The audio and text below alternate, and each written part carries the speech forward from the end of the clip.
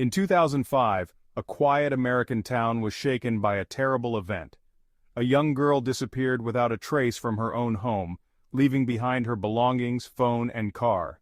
Over time, the investigation into this case began to resemble a typical detective series, with one key difference: all of this happened in real life. The small town was plunged into an atmosphere of fear and mistrust. After all, any of the residents could have been involved in the girl's disappearance. Only 12 years later would the whole world learn the terrible truth. Before we dive in, I'd like to ask you to like this video, subscribe to the channel, and click on the bell. This greatly helps the channel's development, allowing us to create more quality content for you. Tara Grinstead was born in 1974 in the city of Hawkins Village, USA. During her school years, Tara actively participated in beauty contests, winning several prizes. From an early age, her goal was to obtain a quality education, so she saved the money she earned from these competitions to pay for her studies. After college, Tara received a master's degree in education and landed her dream job as a history teacher at a high school in the small town of Ashla, Georgia. This tiny town had typical low-rise buildings and a population of just under 4,000 people, most of whom knew each other well. Residents had lived there for years, and none could have imagined that a serious crime could occur. Tara had worked at the local school for several years and developed excellent relationships with both the staff and students. She was a kind and sociable person, always ready to support and help others. In October 2005, she was preparing her students for an upcoming competition.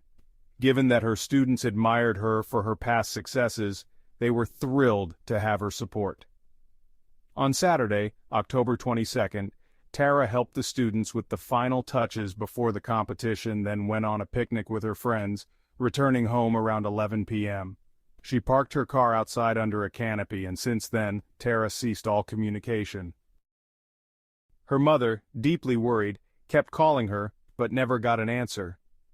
By Monday, October 24th, her anxiety peaked when Tara didn't show up for work, a behavior that was extremely unusual for her.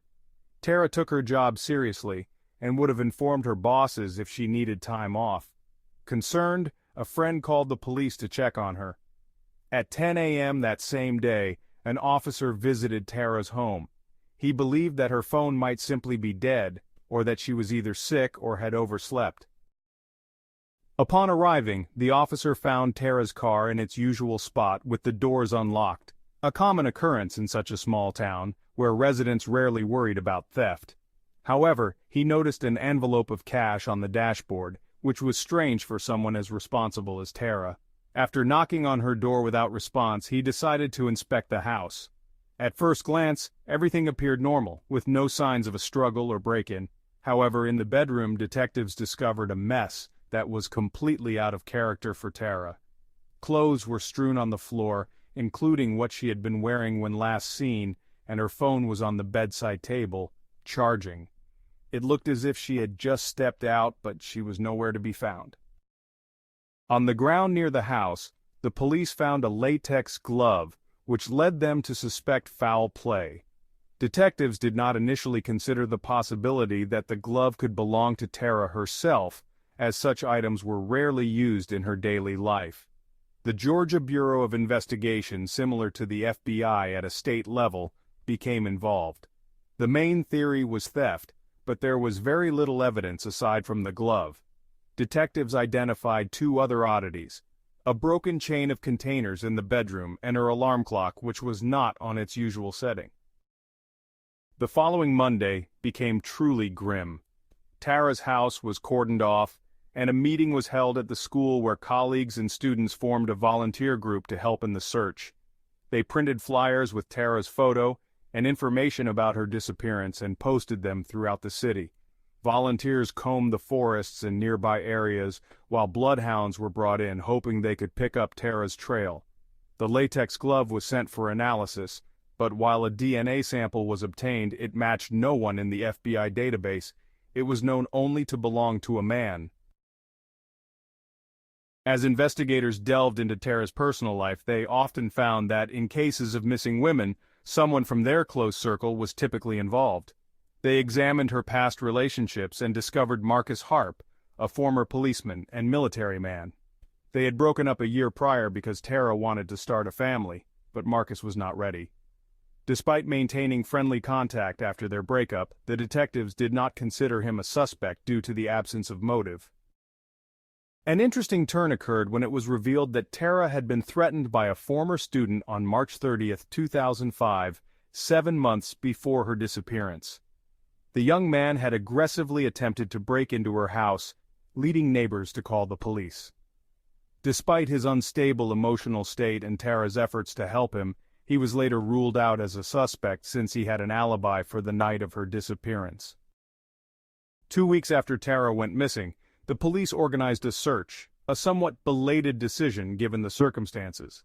Hundreds of volunteers scoured the surrounding area, but no trace of her was found. During the search, reports surfaced of a nearby house and car being burned, raising suspicions that the incidents might be connected to Tara's disappearance. However, the search yielded no results, and the police were left without leads. Years passed, and the investigation went cold until 2009, when a YouTube user posted a disturbing video claiming involvement in the disappearance of 6 girls, including Tara. The FBI quickly tracked the video's creator, 27-year-old Andrew Haley.